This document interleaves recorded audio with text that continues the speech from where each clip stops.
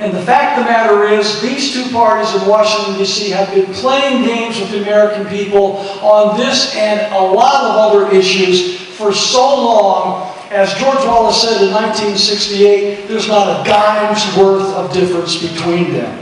Except that I would say now, all these years later, with inflation being factored in, there's not a nickel's worth of difference between them.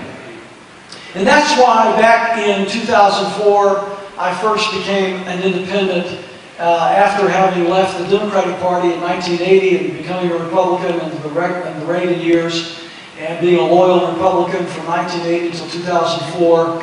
But then I became an independent, and I'm proud now to say that I'm an independent now affiliated with the Constitution Party, because in Washington, D.C., quite frankly, you and I who believe in constitutional government, who believe in the right to life, who believe in the Second Amendment, who believe in the right of a nation to defend its borders against illegal immigration, who believe that America is an independent sovereign nation and should stay that way, which means we don't need the United Nations.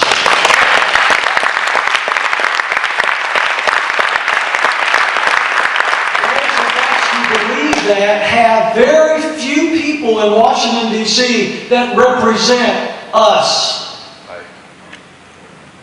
Ron Paul and a handful of others, and that's it. Since the election, Ron Paul has tried to, in fact, he's introduced a bill. Thankfully, he's got a few congressmen coming on board here and there to try and audit the Fed. The Federal Reserve has never been audited. Billions and trillions of dollars, and they've never been audited.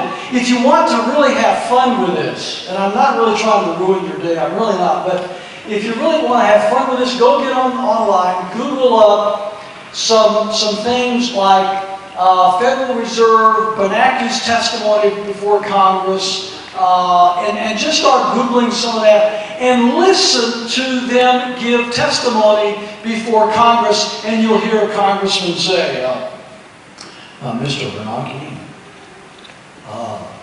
do you know what has happened to the billions of dollars, the stimulus dollars from the U.S. Treasury?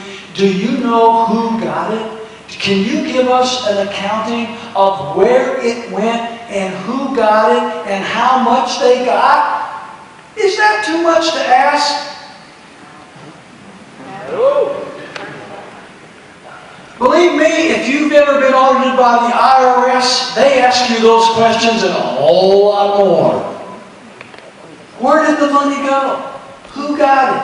For what purpose? And you'll sit there and you will listen to the chairman of the Treasury and you'll listen to the chairman of the Federal Reserve mumble and stumble and say, Mr. Senator, Mr. Congressman, I don't have those records. I'm just not sure that we know right now where the money went.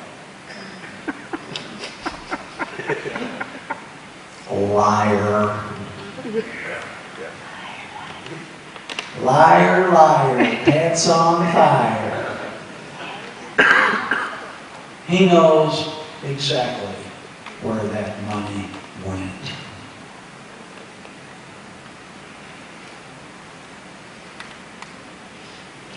It went to his bankster buddies. It went to those CEOs and CFOs within the Federal Reserve. You do understand, do you not, that the Federal Reserve is neither federal and there are no reserves. The Federal Reserve is a private banking cartel composed of people who, for the most part, are not citizens of the United States of America. Let me give you something else you may not know about the Federal Reserve. There's not a congressman on Capitol Hill, nor a senator, who knows exactly who is on the Federal Reserve.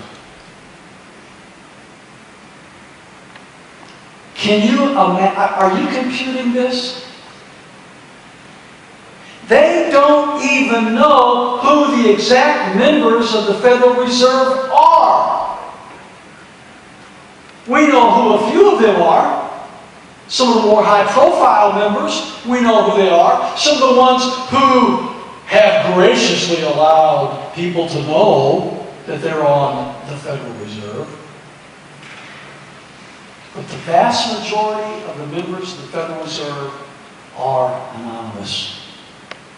We don't even know who they are. And yet billions and billions and trillions of taxpayer dollars are being funneled through their grubby, greedy, criminal little hands. And the American people have never one time been given any accounting of what has happened to our tax dollars.